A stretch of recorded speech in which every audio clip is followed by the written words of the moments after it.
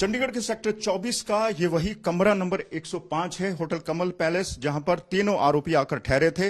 ये वही कमरा है। इन्होंने होटल स्टाफ को जो अपनी आइडेंटिटीज दी थी, जसवीर, देवेंद्र और सुखवीर के नाम से दी थी, और तीनों ने फेक आईडीज दिखाकर इस होटल में कमरा लिया था। ये वही कमरा है जो इन तीनों आरोपियों ने 7:40 पर किराए पर लिया था।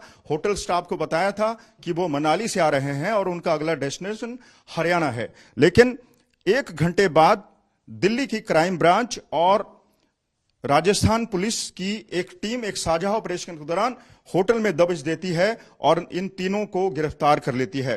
गिरफ्तारी के बाद इन तीनों लोगों की जो पहचान हुई, उसके मुताबिक शूटर रोहित नागौर जसूरी और नितिन फौजी के रूप में हुई है। उधम सिंह उनका साथी है। ये साथी इनसे कहां पे आकर मिला और ये चंडीगढ़ आखिर यहां कैसे पहुंचे, किस किस ने इनको मदद की, ये फिलहाल पुलिस की जांच में पता लग पाएगा। फिलहाल चंडीगढ़ पुलिस आसपास के सभी होटलों में दबिश दे रही है, छानबीन कर रही है। पहले यह भी कहा गया था कि एक ठेके में ये लोग रुके थे।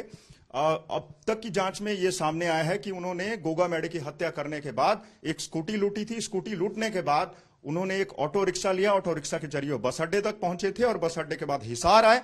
हिसार के बाद चंडीगढ़ कैसे पहुंचे, फिलहाल यही पुलिस पता लगाने की कोशिश कर रही है। उसके बाद ये लोग फर्जी आईडीज के जरिए कमरा नंबर 105 में ठहरे और उसके बाद 8:40 पर, यानी कि ठीक 1 घंटे के अंतराल में दिल्ली पुलिस और राजस्थान पुलिस ने यहां पर आकर दबिश दे दिया और तीनों को गिरफ्तार कर लिया। ये तीनों गोगा मेडे की हत्या करने के बाद फरार थे। सबसे पहले उन्होंने एक स्कूटी लूटी थी और स्कूटी लूटने के बाद एक ऑटो के जरिए बस अड्डे तक पहुंचे थे और उसके बाद हिसार से होते हुए चंडीगढ़ आकर पहुंच गए। कुल मिलाकर चंडीगढ़ पुलिस को इस पूरे मामले की जानकारी नहीं थी। चंडीगढ़ पुलिस अब कई जगहों पर जाकर दबिश दे रही है और होटल वालों से पूछताछ कर रही है कि कुछ गैंगस्टर चंडीगढ़ में अभी भी छिपे हो सकते हैं। कुल मिलाकर ये गैंगस्टर यहां पर कैसे पहुंचे, इनके कौन मददगार है, फिलहाल पुलिस को इसकी जानकारी नहीं है। इसका खुलासा जांच के बाद ही हो पाएगा। कैमरा पर्सन चांदीराम के साथ मंजीत सहगल, चंडीगढ़।